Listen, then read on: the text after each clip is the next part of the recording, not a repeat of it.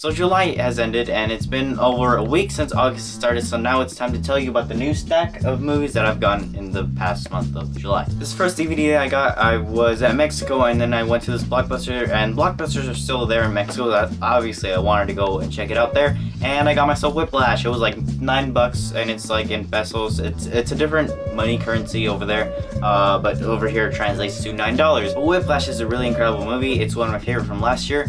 And I made a movie night with Alberto and he brought it that day, so that's how I got to watch it. And I've watched it several times as I've gotten this, so I'm very happy to have this. And I'll try to get the Blu-ray pretty soon. Fair warning, there are going to be some movies in this pile that are not in English or some in Spanish because I got them over in Mexico. But this first Blu-ray is from here and it's Argo, directed by Ben Affleck. It's a really intense movie. I really love it. Not the cinematography isn't the best, but it is a really interesting concept. Some things are exaggerated, of course, for the sake of having an entertaining plot and an entertaining movie. But I do think it's very well directed by Ben Affleck, and I am rooting for him to be a good Batman. The next movie that I got, I watched this over a year ago, and I barely got to rewatch it a couple of weeks ago, and I love it even more, and it has sideways. And I'm very interested in why, and you know, a lot of the characters do a lot of stuff that's really relatable. The main character, played by Paul Giamatti, is going through a midlife crisis, which now a lot of people can relate to, and I really love this movie so much because of the why aspect to it and to the message that it has at the end of the film, and it's really funny on top of it all too. So I really recommend this movie if you guys haven't checked that out yet. This next film that I got it at Goodwill for like $3.99. It was really cheap. They have really cheap movies there, and I always like to go there once in a while. And I got myself District 9 by Neil Blomkamp. I hope he does something better in the future. Elysium and Chappie, especially Chappie, got really negative reviews, but I really appreciate this film for being a very documentary-ish like movie, and it's really entertaining, honestly. And I think it's a movie that I'm going to watch a lot of times because the rewatch value to me is really high. These next 4 things that I got were from Mexico, and they're all pretty cheap, and this one was $7 or $10 and it's Midnight in Paris, and I really love this movie. It's got some really great cinematography. It's really well acted. I really like the concept of him going back in time and meeting all these different authors and whatnot, and I thought it was a really interesting concept. But the thing that won me the most was the ending of the film and how unexpectedly it ended. And to me, it really brought it up from being a Subway to an In-N-Out, and I think it's a really great movie. I think you guys should check it out. I was very lucky to get this because I was at a flea market over there, and it's kind of like this hill things, and they have a bunch of shops and whatnot, and they open it every Friday and Saturday, and they have some neat stuff there. Sometimes they have a little bit of movies, pirated movies at the most. I did get this. This was a legal copy. It was 20 pesos, which roughly translates to $1. And it's True Blood Season 1 for nearly $1, and that's amazing, and I'm very happy to have this. I think the concept of it being, you know, vampires are roaming the earth and they're trying to get those same rights as humans is a really interesting concept. And also the fact that they're using this True Blood as a replacement for real blood, I think that's a really interesting concept. And I have gone through the first 2 episodes and I'm very interested in the show, and I'll have to finish it pretty soon. And I'm not very big on TV shows, but I will have to check some of them out to see if there are any that I do actually like. I also got this in Mexico from the collection Canana. I had never heard of that. It's a small collection. It's not really that big. It's like 28 movies, but it's kind of hard to find them, and I'm pretty sure you can only find them in Mexico. I couldn't find a website that you can find them online, but I'm pretty sure that you can find them in Mexico, scattered around every Blockbusters and Sorianas and whatnot. But Extra the Gift Shop is one of my favorite documentaries of all time. I'm not sure if I love this more than Super Size Me, but I love the messages. It's so entertaining.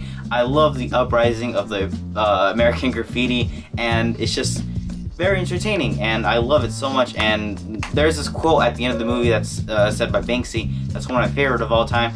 He says, and I'm paraphrasing here, "I used to tell people to go out and make art, and now I don't." In the context of the film, it makes a lot more sense, and it's hilarious after you watch the entire film.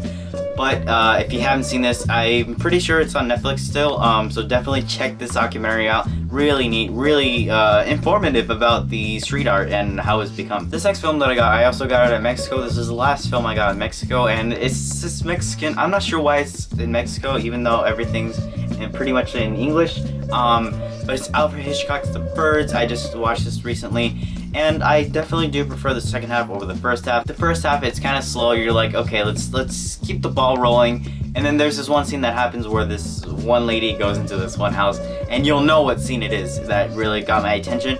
And the second half, from there on, gets super intense. There's just amazing scene in the house. That's so freaking intense. My favorite shot in the movie is when Mitch is trying to close the door from the inside out, and he's trying to close it and it starts cutting back to him, and then you just see his hand getting bloodier and bloodier.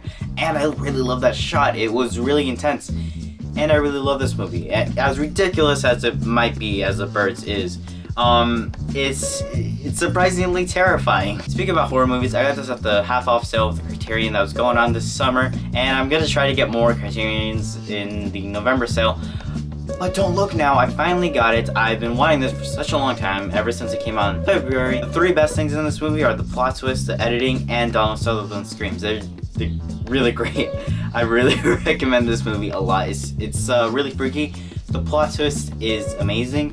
I really wasn't expecting something like that to happen, and when it actually happened, I was like, what the hell? I hardly go to Best Buy, but when I do, I usually like to try to get something that's kind of hard to get anywhere else. So I got this, the Taxi Driver Steelbook pop art, and I'm not really into these pop art steelbooks that much, but the ones that I do really want to get are Doctor Strangelove and the Superbad Steelbook, and you know, I don't think they really fit the tone of the film much, but for Taxi Driver, I thought this looked really cool, and it was only $10, so I'm like, why not? It's really cheap for a steelbook. Robert De Niro in this movie is freaking creepy as hell.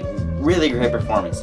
Really freaking great performance. He was convincingly creepy. Then this last film that I got, I've been wanting to check it out for a long time because I'm not really a big Christopher Nolan fan, but a lot of people were saying, man, this movie just blows your mind absolutely. And it's not Inception, but it's actually Memento. I think this film's amazing because the entire movie is told backwards, and it's so original, and it's so amazing how you get to know the end of the movie, but then like it flips everything around, and it's amazing. I love this movie. Guy Pearce gave a really great performance.